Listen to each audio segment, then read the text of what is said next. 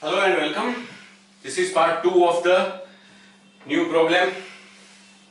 Selling price rupees 20, variable cost rupees 12 both per unit and fixed cost given to be rupees 1,20,000, that is total fixed cost. Now the point we are going to cover is, if the company wants to earn profit at the rate of 15% on sales, then what should be the sales? Ignore tax. We are always ignoring the tax in costing. So don't be conscious about the tax now in this point, but 15% of sales is the profit and we need to find that sales. Without substituting profit, we cannot calculate the sales in the formula.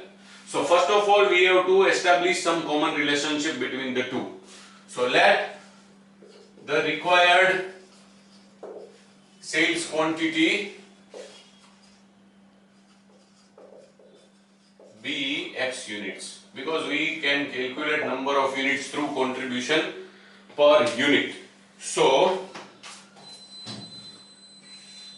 if the sales quantity is X units, total sales value or total sales revenue would be rupees 20 the selling price into X units, so rupees 20X. So profit will be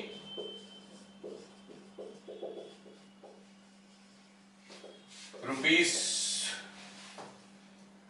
20x into 15%, so it comes to rupees 3x. Now we can calculate the required sales, as the formula is fixed cost plus desired profit upon contribution per unit. Fixed cost is rupees 1,20,000 plus profit is rupees 3x, upon contribution is 20 minus 12, that is rupees 8 per unit. So, and the required sales is X units.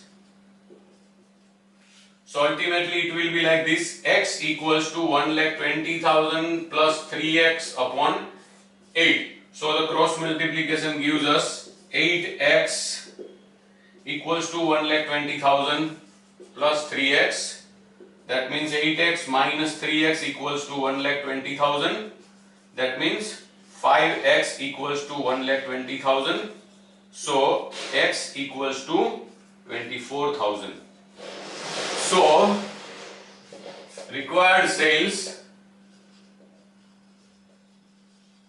equals to 24,000 units. The company should make sales of 24,000 units, then only the profit earned can be 15% on sales. If the sales quantity is less than 24,000 units, the profit will be less than 15% on sales, and if the sales quantity is more than 24,000 units, the profit will be more than 15% on sales. That's it. Thank you very much.